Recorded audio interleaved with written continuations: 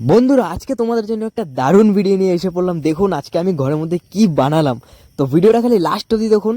তো ভাল লাগলে অবশ্যই লাইক করে যাবেন। তো হাই বন্ধুরা, কেমন আছো তোমরা সবাই? তো আজকে সকাল সকাল দেখুন আমাদের গাই গরু থেকে দুধ নিয়ে আজকে বন্ধুরা আজকে আমাদের এখানে পনির বানাবো আমরা, একদম খুব সিম্পলভাবে সুন্দরভাবে একদম। তো তার জন্য দুধ নিয়ে এসে দেখুন এটাকে এখন ছেঁকে নেওয়া হচ্ছে, কারণ গাই গরুর লোম থাকলে এটা এখানে ভেসে যাবে। তো এখন দেখুন ফুটানো হয়ে গেল দুধটি।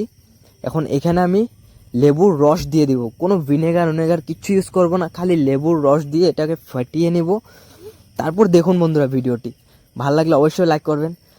এদিকে দেখুন এখন দুধ ফাটা হয়ে গেল, এগুলোকে এখন সুন্দর করে ছেঁকে নেব।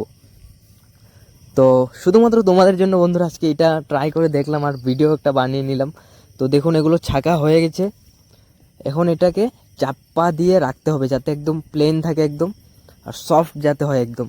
এখন একদম ছড়াছড়ি হয়ে যাবে তো ফাটানো দুধ, তো এটাকে চাপিয়ে রাখতে হবে। তো দেখুন কি সুন্দর যে পনির তৈরি হয়ে বের হলো, দেখুন অনেক সুন্দর লাগছে বন্ধুরা। বন্ধুরা এখানে প্রায় 1 লিটার থেকে অল্প বেশি দুধ ছিল, কিন্তু অল্পটুকু পনির হয়েছে কিন্তু যথেষ্ট।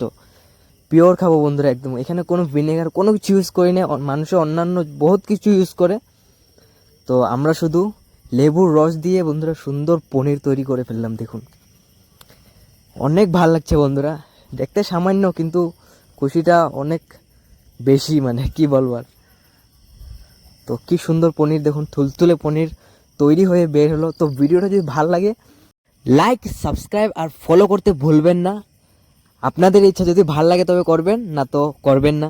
তো আপনারা কি পনির খেতে ভালোবাসেন? তো এরকম পনির আপনারাও ঘরে বানাতে পারবেন আমার মতো সেম ট্রাই করে বন্ধুরা, একদম পিওর পনির। তো কে কে পনির খেতে ভালোবাসো কমেন্টে অবশ্যই জানিও। তো একটা খেয়ে দেখি বন্ধুরা কেমন হয়েছে। আহা বন্ধুরা কি সুন্দর স্বাদ বন্ধুরা, কি বলবো আর, একদম পিওর পনির বানিয়ে ফেললাম ঘরের মধ্যে আজকে। তো দেখা হচ্ছে একটা নতুন মিনি ব্লগে, আর সবাই ভালো থেকো সুস্থ থাকো।